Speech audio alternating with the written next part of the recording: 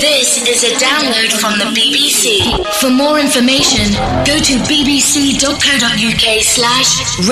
1. Radio 1 Podcast. The Scott Mills Daily.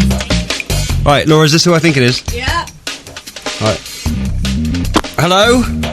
This is Hoff. How you doing, man? Is this Scott?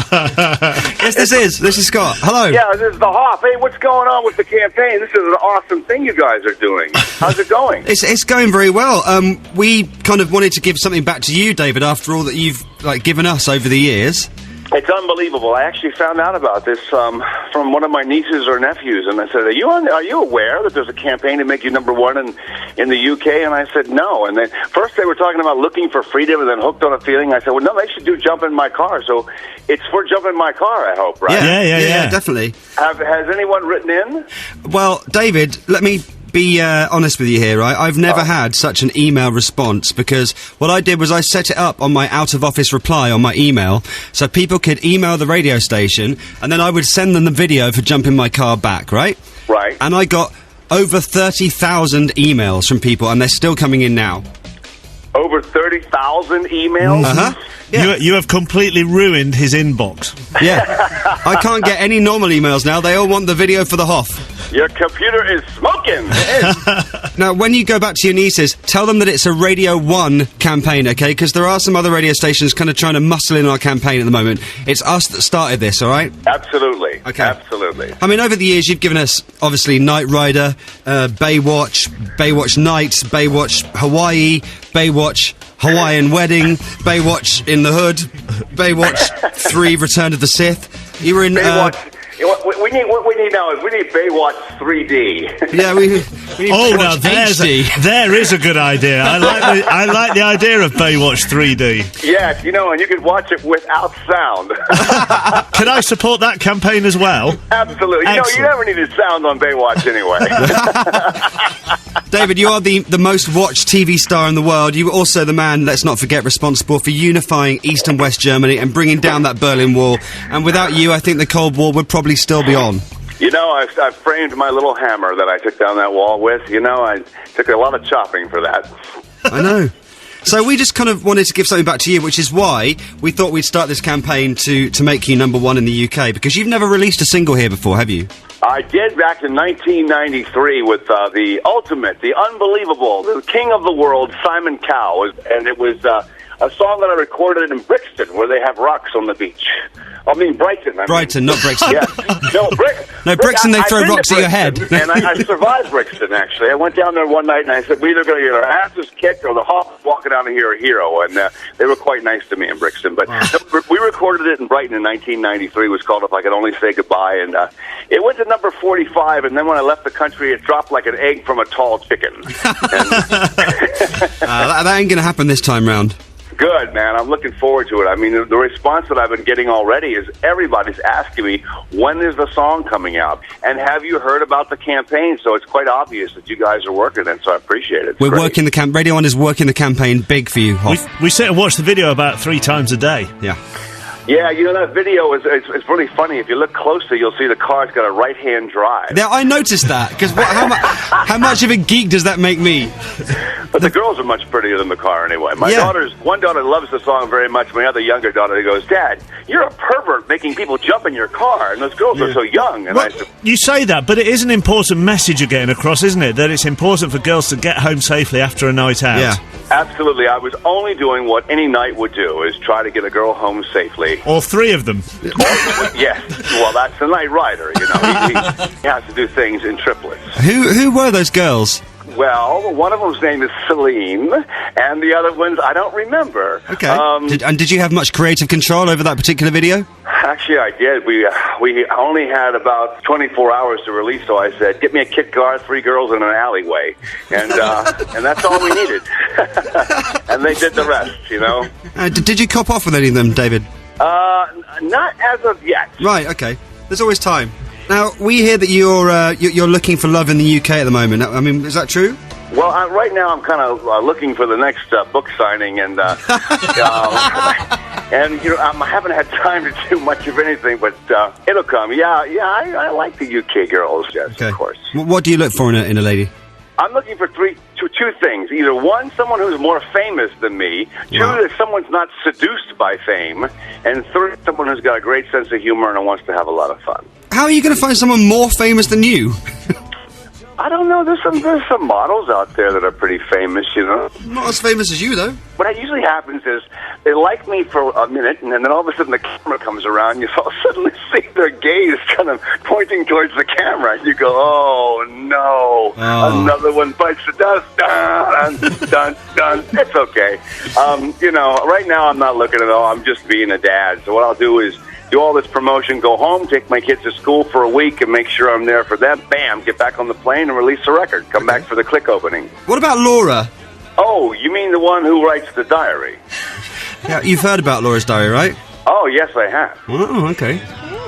Hi, David. Laura. How are you? Never had a better day. Well, I've had better days, but I can't remember when. How are you? Oh, I'm having a fantastic time. Hopefully we'll get to meet each other soon. Well, maybe I'll see you at the premiere of Click. We could waltz down the red carpet. You could jump in his car. You can jump in my car? Is that a date, David? You know what? If you do jump in my car, the best thing about it is we'll have the car drive itself, and we could be in the back seat. Okay, good. There we are. Right. Listen, David, will you come into the studio and see us sometime? Maybe when the single is released, yeah? Absolutely, 100%, guys. Okay. If you go online now to my pages at bbc.co.uk/Radio1, and you can see the new video by the Hoff, Jump in My Car. Remember, buy it and make it #1. We can make this happen, people. Thank you very much, the Hoff. Thank you. God bless, guys. Thanks a lot. Radio 1 podcast. The Scott Mills Daily. Now, we were talking about funerals last week after I went to one that I didn't think was right because it was kind of a comedy funeral. And we got onto the subject that loads of people have got ideas about what they want at their funeral. We had loads and loads of people texting in. I, to be honest, have never thought about this before at all. But it seems that everyone apart from me has kind of at least thought about what they want and you know, what music they want played and everything, but not me. But not you, No. no. So this is where I come in, as a true friend. Yes? Mm-hmm. So I had some ideas for you. All right, on my behalf. On your behalf, and I made a few calls.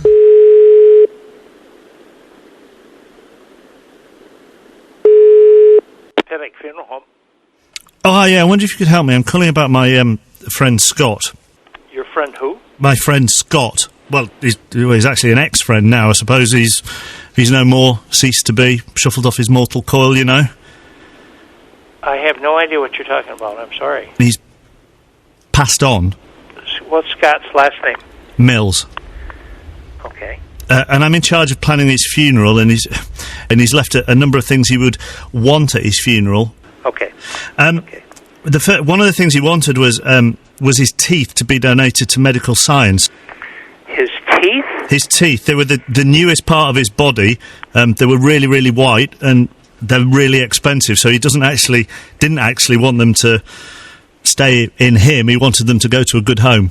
I assume they've been capped because they're new. Oh, honestly, they were so white. Well, they still are white. They're very, very white. So yeah. They have been. Yeah.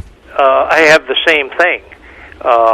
Mine don't sound as white as his. But, right. Do you want them? Mine are older, but they're ground to fit his teeth. They wouldn't be of any use to anybody else. Okay. And I don't know of anybody that does that. Okay, I'll put a cross next to that one. Now, is there any way he can be preserved, like stuffed?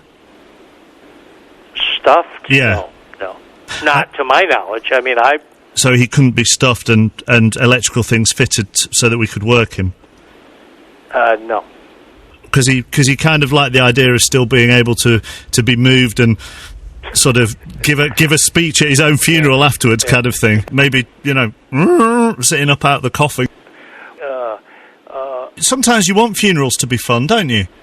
Scott obviously is gone, and I think the survivors have to do what they're most comfortable with. Well, that's why. Because, you know, what are the 3 letters at the beginning of a funeral?